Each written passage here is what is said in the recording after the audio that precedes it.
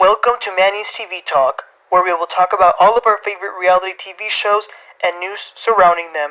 Grab a snack, a drink, and get comfortable because this starts now. It's not about quad. I have a soft spot for women. I think that just as women, we should treat each other, treat one another a certain way. And I'm not saying I'm perfect. I mean, I shade the girls and do the most, but I have integrity and I have a moral compass. And I feel like I'm cut from a different cloth as it relates to that. So I don't know what a conversation between Quad and I will look like, because for me, she still hasn't taken some accountability with things that happen in our relationship or friendship, and a lot of the lies that were told about me. However, I think Quad has been through a lot, just as I have. And I think you grow up, and so I'm not sure what that conversation would look like. But my heart goes out to her with the way she was treated.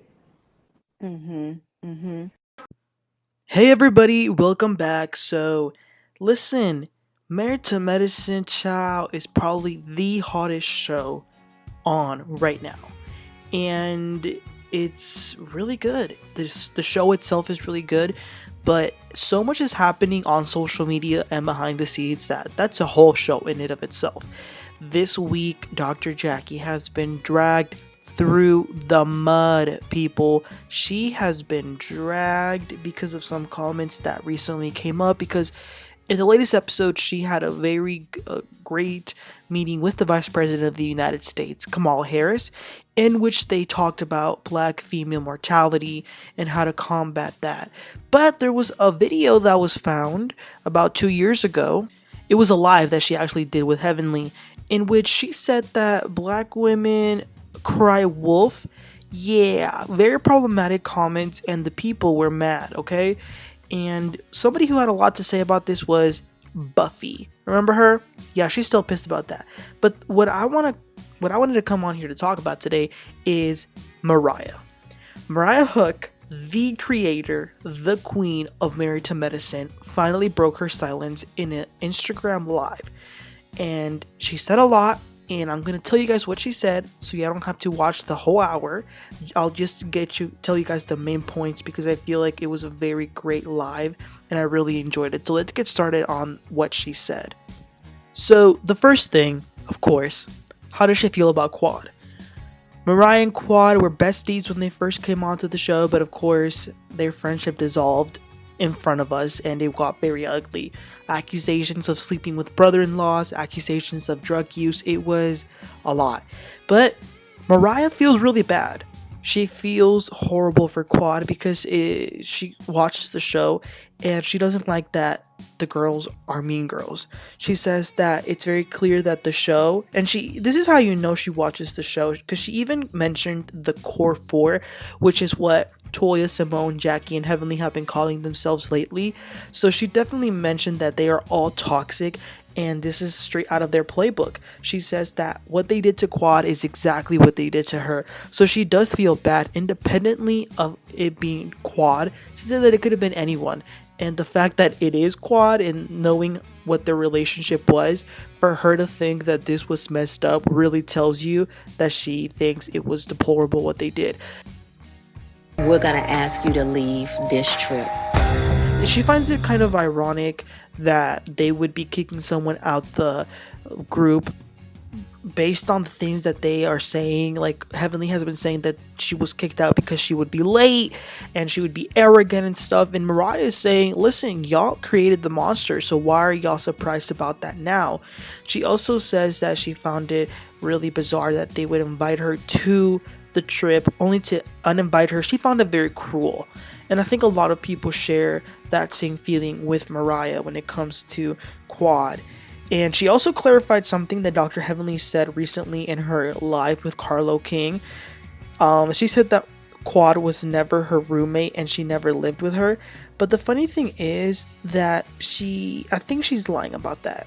I'm gonna tell you why. Because in that same sentence, she did say that Quad never lived with her, but she also did say that because Quad dated Mariah's cousin, after he went to jail, she says that they quote unquote helped her out for a little while because she was new in Atlanta. I think she lived with Mariah for a little bit. So there is definitely still some love, and there's definitely still some hurt from Mariah towards Quad. That's one of the things I did notice. I think that she still heard about what the relationship, how that transpired, but I feel like seeing the unfairness that the group did towards Quad, I feel like that feeling is greater, that empathy is greater than whatever she feels towards Quad. So I think that there is a possibility somehow that Mariah and Quad could come back together, because there was actually a tweet. Somebody tweeted to Quad and said, I would have loved for you and Mariah to have made up. And Quad replied and said, that would have been nice. So that's interesting. One of the other things that Mariah said regarding Quad is that she found it extremely disturbing to see her in that casket. She hated the casket. She hated that Quad was in it. She hated that they organized that event. She hated that the women even went there. She says that she's been to a lot of funerals lately, and just seeing death, like them playing with it, it didn't sit well with her. And she said that the Quad she knew would have never done that. The Quad she knew had standards. She would never stoop so low. She really can't believe that she did it. And she says that Quad shouldn't let anyone like play with her like that. Like, don't do something so disturbing. And I think I agree with her. That thing did not sit well with me. I understand that they were trying to do something dramatic, and maybe they combined the dramatic part with the fact that Phaedra is a mortician, but it just didn't feel right to... Can you guys imagine being in a casket and having it closed, and then they carry you towards the little stage there, and then I can't. It's unbelievable. But yeah, you guys, that's what I got out of what she said from Quad. She's definitely feels bad for her, and there again, she's still hurt, and she still isn't like ready to be friends with her. They even asked her if there was a phone call, what would that look like, and she says that she doesn't know. But I think there is a possibility there. Okay, then we go to Dr. Jackie. So this is what actually surprised me. So she was very clear on what she thought about Jackie. She, first of all, is still holding a little bit of a grudge because Jackie refused to open that test. Remember when Mariah was blamed by Quad of doing drugs, and Mariah went and did a lot of tests, and Jackie refused to read the results, which is still weird why she refused to do that. So she's still mad about that, but she says that because they asked her about the recent comments that she made about black females, and Mariah said that Jackie has always been like that. Controversy with Jackie, because she's shown that since season 1. We've seen how she treated obese ladies, and we've seen how she's judged a lot of women. I mean, you give her grace because she's Dr. Jackie, but she ain't Jesus. And and she makes mistakes like the rest of us. So I think one of the problems with the show is that we have put her so much on a pedestal. And why? Because because her patients are celebrities. No, we got to do better with that. And I think that was a part of my lesson in this journey. Putting people on pedestals. Yes, they're doctors. I wanted to pay homage because of all the work and the sacrifice, but they're still people. I mean, and some of them, like my mama could say, it's nothing worse than the educated fool. Oh, she's always been a quote-unquote an educated fool. I was like, damn. She said that Jackie's very fat-phobic, that she doesn't like black women a lot because she said they were crying wolf. And she said that it's great. She actually said this. She said, quote, "It is great to see how she feels." So I guess Mariah is claiming that she always knew Jackie was like this. She thinks that the audience has definitely put her on a pedestal, where now she's like a doctor to the stars because she'll get all these celebrities in Atlanta. So she definitely thinks that it has gotten to her, and she says that Jackie thinks that she's from the upper echelons. Now, like I told y'all earlier, Buffy responded to Jackie after these comments were made, and she was not holding back. She called Jackie a bitch. She was going off on her, and I think it's clear that she's still mad at Jackie for what she said about her being infertile. And listen, I would too. To this day, seeing that scene with Jackie saying, "You can relate, Buffy, you're infertile," it's so cringy, and it's like, oh, how could she say that? I understand Buffy's upsetness, but what I will say, just a little bit on Jackie's defense, and let me know if y'all disagree with me. I think that Jackie apologized several times, but I think that last apology that she made towards Buffy at the reunion, when she said, if God were to give me the gift of having a child, I would give it to Buffy. That's how much I regret what I did. Saying something like that, I took it as Buffy accepted the apology and was over it. So again, I understand Buffy's why she's upset. She has every right to be. My question is, when will she finally let it go? Should she suffer? All right, clap if you think she should suffer. She has to let it go. I mean, it's been years. She still can't be holding on to this grudge. And anytime, I'm telling y'all, anytime anything happens, the slightest thing, Buffy will be making a TikTok. She'll be making a YouTube video. She'll be making an Instagram reel. And you're not taken serious because you cried wolf the entire pregnancy. That ain't me, boo. I don't know what you're talking about, but go ahead. I didn't say you. I just said as African-American women, we want to also make sure you're being serious with your doctor and not playing the game so I can take you off work. Because then we see you 25 times in the pregnancy. It's hard to believe that there's a true problem when there's a true problem. She said this herself, right? If all y'all elder OBGYN fans out there, you can scroll on because you done drank the Kool-Aid, the tea, the poison, or whatever, and ain't nothing I'm gonna say get you to see the light of day. So you can scroll on. And this is my platform, and I can say what the hell I want because I've actually met the bitch, okay? The old biddy. And I can age shame her all she want because she shamed my motherfucking uterus, okay? All right, so let's begin. Y'all bravo, because that's who set this shit up with Humble. Goes off. Like, even when Jackie met with the VP, she had something to say. She was like, oh, Simone should have been the one meeting with Vice President Kamala Harris. It's too much. But speaking of Simone, Mariah feels indifferent towards her. She didn't really have anything positive to say. And actually, when they kept going with the interview, she mentioned something really interesting. So one day, Mariah went towards Simone because, let's keep it clear, the group always argued with Mariah. So Mariah wanted to ask Simone, why are y'all coming for me? And she claims that Simone told her the audience loves it. And it kind of told Mariah a lot. Like, for Simone to say the audience loves when we go after you, that's crazy. That is absolutely insane. And it kind of, she says that helps us understand where the show kind of is and helps us understand why the core four do what they do. She mentions that she thinks Sweet Tea is a good girl. She doesn't know her, but she reminds her a lot of Toya.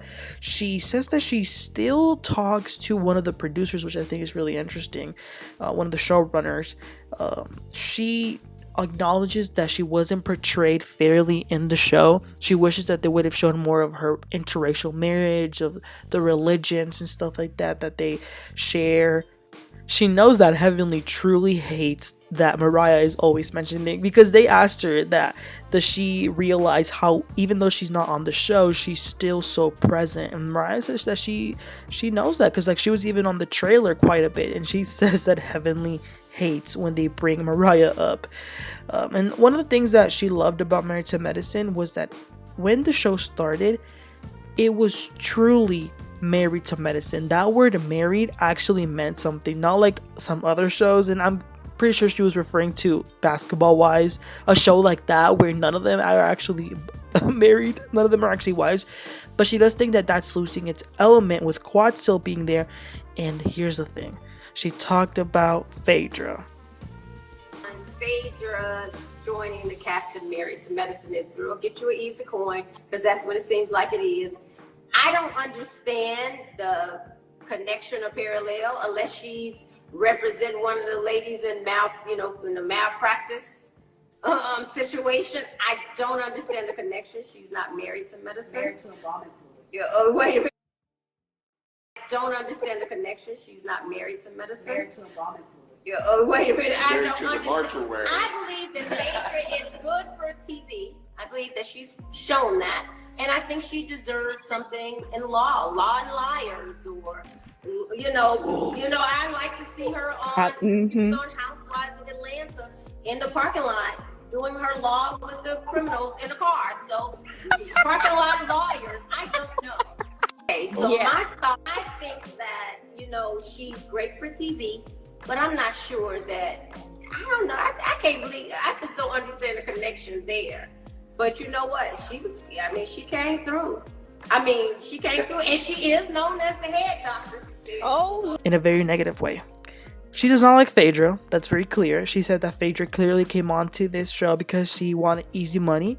She acknowledges that she's good for TV, but perhaps Phaedra should maybe go and do another show, maybe one called Lawyers and Liars. Oh my goodness. And she said maybe she could go back to the Real Housewives of Atlanta and be hanging out with the criminals in the parking lot. Oh my god. And then she even said, but then again, maybe she does fit in because they do call her the head doctor. Wow. She also praised Candy quite a bit, so I think that might have something to do with it. But clearly doesn't like Mariah. But I was thinking, could you guys imagine if Mariah came back and it was a Phaedra versus Mariah? Oh, that would be epic. So, again, she doesn't know if she would come back. They even asked her if she would go back to if she would be on Real Housewives of Atlanta if the opportunity presented itself. She didn't say no, but she doesn't really see that for herself. One of the things she did do was really give Nene Leakes her flowers. She is really good friends with her and says that Nene has been amazing and Nene needs to come back. She said that she never sold the show. Her passion is journalism, so that's kind of where she sees herself. Regarding the future of Married to Medicine, she doesn't know. She said that maybe since they already did a funeral, they might as well go and be 6 feet underground. She thinks that the group needs to be breaking up. She thinks that the core 4 are not honest. She thinks that it is overproduced. She wants it to be real again. Maybe have a little shake up. Her biggest regret was the fight with Toya in season 1. How could we forget that? And as for right now, she has this media hub that she owns, which is pretty cool. It has a lot of different rooms where you could record content, record podcasts. She has a green screen room. It's a really cool concept. And she has a new talk show. Now, the talk show is not out yet, but they've already shot it. And apparently there's going to be a live studio audience. So it's going to be imagine The Real when it first started, or The View, or The Talk. It's kind of like that, as far as audience, a live audience. And the first guest was T.I. So things are looking good for Mariah as far as her personal endeavors. She has always been a hustler, so that's pretty cool. But again, as far as her going back to medicine, she doesn't know. So the question I want to ask you guys is, first of all, how did y'all feel about seeing Mariah back? I personally liked hearing her give us an update because we haven't really heard from her a lot, especially regarding the show. And the season is so good this year that I feel like she had to say something. She really did. So I'm glad she did.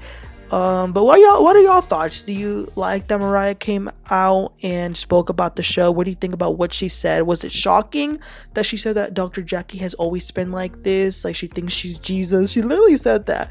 And do you agree with her that the core 4 are a problem? So let me know in the comments, you guys. And what would you think about Quad and Mariah teaming up in the future and taking over the show? We don't know what could happen, but let me know, you guys. Please don't forget to like and subscribe, and I'll catch y'all next time. You have a great one. Bye.